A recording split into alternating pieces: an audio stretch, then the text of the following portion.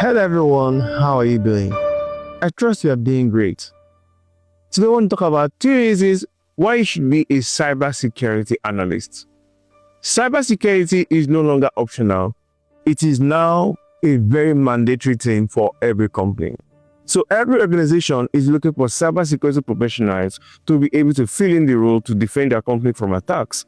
Now, you all know that most companies almost every company now build their product with AI, and they're digital first company, from banks, from enterprise companies, banks, to schools, to small businesses.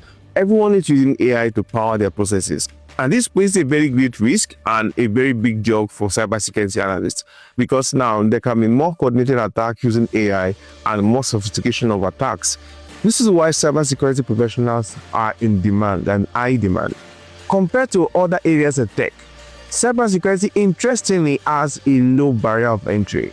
And this can be, some people can be very surprised about this, but that's the truth. Because for cybersecurity analysts, you don't really need to be a coding genius, like coding that has a very steep level of knowledge. You don't need to be a coding genius. You just need to have a basic knowledge of IT. And that's transitioned a whole lot of people from non-tech backgrounds to even tech backgrounds and become cybersecurity professionals. So you don't really need a coding background. You don't need all of those flashy backgrounds in tech. All you need to do is to have some very important skills that will going to help you to become a cybersecurity analyst. Number 3, AI is not taking your job. So most people are always scared of the fact that AI is replacing my job. But as a cybersecurity analyst, the most interesting part is that AI is not replacing you anytime soon, because you are the ones going to be taking up the whole lot of job.